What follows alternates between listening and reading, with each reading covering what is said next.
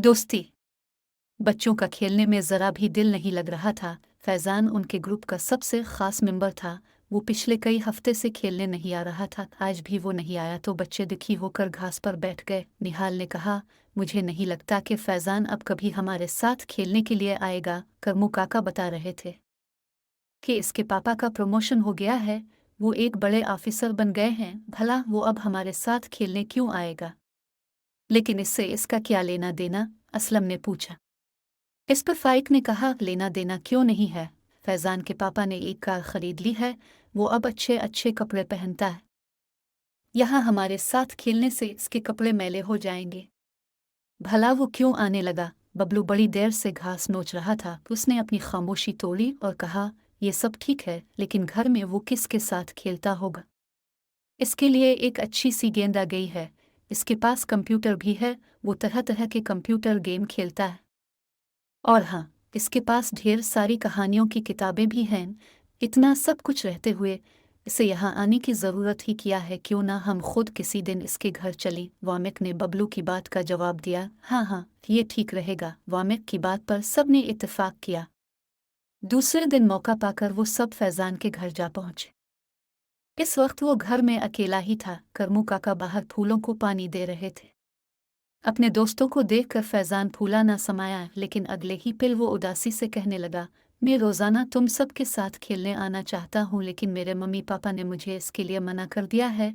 उन्हें पार्टियों में जाने से फुर्सत नहीं है और मैं यहाँ अकेला पड़ा बूर होता रहता हूँ। प्लीज़ तुम सब मेरे लिए कुछ करो। ये कहते कहते फैज़ान की आंखें भर आईं और वो रोने लगा।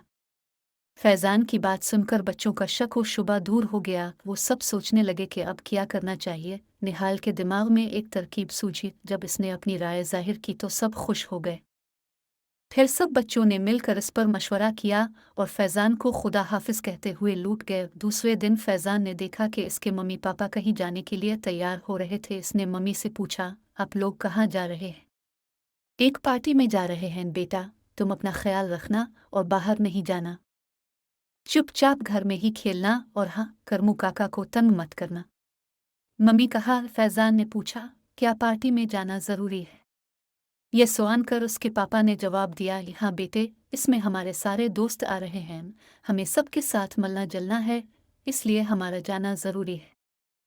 पापा, आप दोनों यहाँ घर में ही पार्टी क्यों नहीं कर लेते?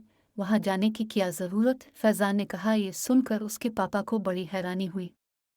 उन्होंने इसे प्यार करते हुए कहा, भला हम घर में अकेले पार्टी कैसे कर सकते हैं? इसके लिए हमारे सभी दोस्तों का होना ज़रूरी है, इसलिए तो हम वहाँ जा रहे हैं। मौका पाते ही फैज़ान ने अपनी बात कह दी, पापा, जब आप दोनों घर में अकेले पार्टी नहीं कर सकते तो मैं भला यहाँ अकेला कैसे खेल सकता हूँ? मेरे भी तो दोस्त हैं जिनसे मैं मिलना चाहता हूँ, उनके साथ खेलना चाहता हूँ और खूब सारी बातें करना चाहता हूँ। लेकिन अब तो मुझे बाहर निकलने ही नहीं देते। मैं घर में बंद होकर नहीं रहना चाहता। इतना कहते कहते फैज़ान का गला रुंध गया और वो रोने लगा। इसके मम्मी पापा को अपनी गलती का एहसास हुआ। इसकी मम्मी इसके पास आए और उसके सर पर हाथ फेरते हुए बोले, हमसे बड़ी भूल हो गई बेटा, आज से तुम रोज़ अपने दोस्तों के साथ खेलोगे। तभी करमू काका ने आकर कहा, फैज़ान बेटा, आपके दोस्त बाहर खड़े आपका इंतज़ार कर रहे हैं।